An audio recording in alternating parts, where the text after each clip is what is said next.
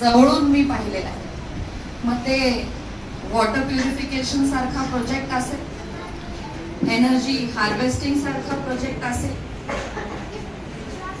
अतिशय सकारात्मक दृष्टिकोन ठेवून आपल्याला आपल्या सामाजिक जीवनामध्ये, दैनंदिन जीवनामध्ये चांगली प्रगती जर करायची असेल तर कुठल्या कुठल्या विषयांना आपल्याला हात घातला पाहिजे, ही जडणघडण, ही विचारसरणी आपण विद्यार्थ्यांमध्ये रुजवताय, ही पालकांसाठी देखील अतिशय आनंदाची बाब. आपल्या सर्वांप्रमाणेच मी देखील आजचं हे एक्झिबिशन बघण्यासाठी अत्यंत उत्सुक आहे.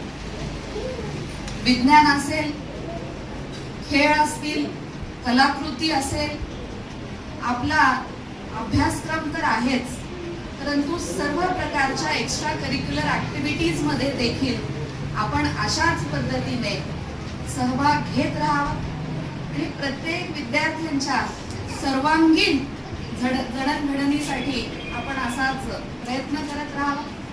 या शाळेतून जेव्हा विद्यार्थी निघेल तेव्हा तो एक चांगला सिटिझन झाला पाहिजे, ग्लोबल विचार त्याच्या मनामध्ये तयार झाले पाहिजेत आणि त्याचबरोबर लोकल डेव्हलपमेंट याची सुद्धा त्याला जाणीव असली पाहिजे.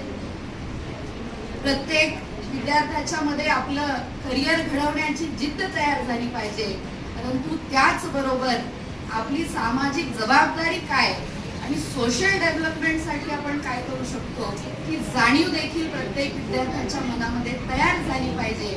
आणि असेच विद्यार्थी आपण आपल्या या संस्थेच्या माध्यमातून घडवत आहात आणि हीच अपेक्षा आमची आपल्याकडून पुढील काळात देखील राहील.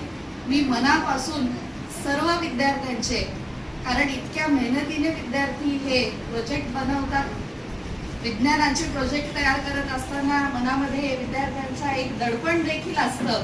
बऱ्याच कॉन्सेप्ट्स नवनवीन असतात, विद्यार्थ्यांना एक भीती असते की आपलं कुठलं कॉन्सेप्ट चुकलं तर आपलं प्रेझेंटेशन कमी पडेल का.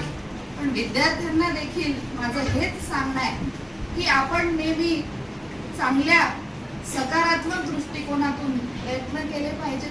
आपले शिक्षक सर्व आपल्या सहकार्यासाठी आहेत आणि फिअर आणि प्रेशर याच्यामध्ये काम करण्यापेक्षा आपण एनर्जी, मोटिवेशन आणि गुड विजन याच्या माध्यमातून काम केलं पाहिजे.